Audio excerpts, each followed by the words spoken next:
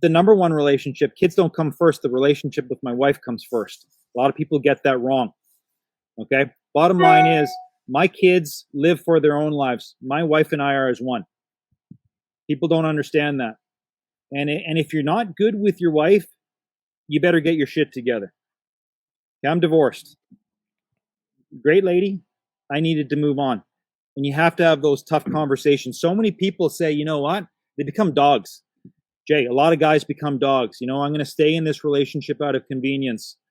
I'm going to live a compromised life, less than what I should because of the kids. Because no, you know what? Maybe you're doing it because if you go out on your own, you're going out with half of your possessions. And that's scary. So instead, you live a life of misery, pain, knowing you shouldn't be with this person. You both need to move on. So I learned that lesson.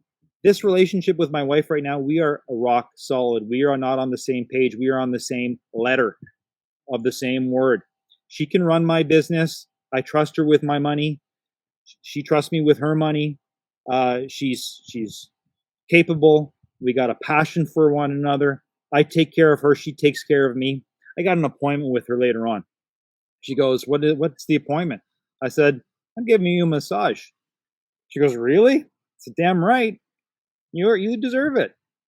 She's looking forward to it. Man, like she's happy about that. Yeah. Right? Little things, little intentional actions. How many guys do that? Tom, you make an appointment with your wife? That's crazy. I know. Sounds crazy, right? I know. It sounds crazy. I hear it because we talk about these concepts to people and I just see the wheels spin. Like, why would you do that? Like, well, I have all this extra time. I have my evenings, right? If you don't time block it, it won't happen. Or it won't happen with the same level of intention that you do when you say, you know what, I'm gonna give my wife a massage. She's looking forward to it because it's on the calendar, right? And she knows that you're being intentional about it. It just it's awesome. It's awesome. It's just a better way to level up your relationship is by time blocking them and showing up with intention. Yeah, big time. It's interesting. Even something small like man, this sounds so domestic, man, but it's so true. I washed the dishes earlier on. She goes, who washed the dishes? You washed the dishes. I can't believe it. Yeah, no big deal.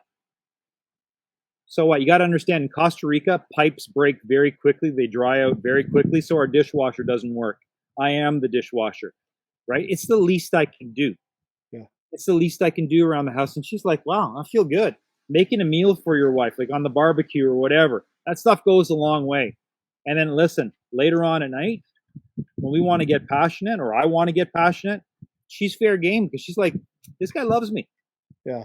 And that passion is so important, man. If you don't want to get it on with your wife and you're looking elsewhere, that's a red flag, man. And how many guys are in that situation? We don't talk about that in podcasts, but the reality is most men are. Yeah, no, we've had that conversation. I've had that conversation with my tribe of people.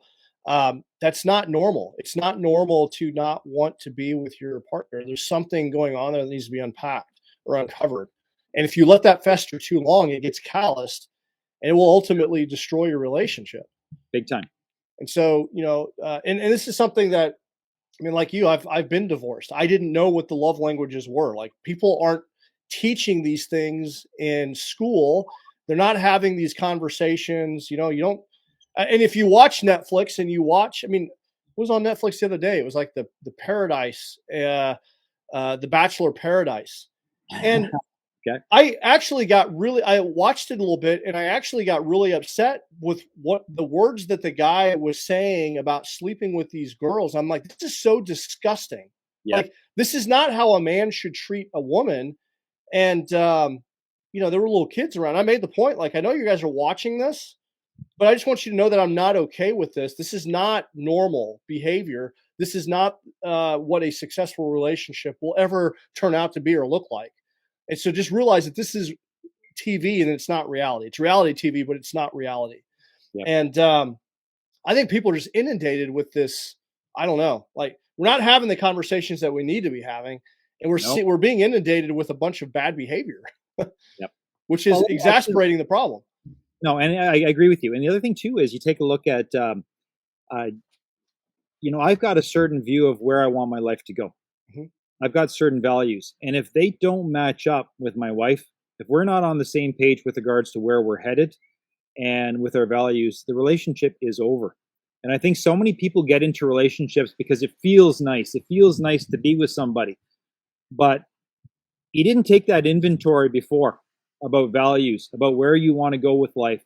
And then later on, you realize 15 years down the road that you're no longer on the same page and you're trying to make things work and it's not working. Right? So those conversations should have happened very early on. Yeah. And continue to happen daily. Yeah, absolutely. And I think it's just a matter of people just not knowing. They just don't know. Like they don't know what they don't know. And but being more aware now that I've done the personal growth and development and just reading books on the topic, I feel like I'm far more aware because I don't want to go back and I don't want to be divorced again. That was miserable. No. That was miserable. And so I had learned the hard way. Hence, one of the reasons why I'm doing the work that I'm doing now is because I don't want people to make the same mistakes. And one of the habits critical is being intentional with your kids and your spouse and partner. And I love that you're on the same, not only the same page, but the same letter. That's where we all need to be. That's the standard right there. It's not easy. It's not easy.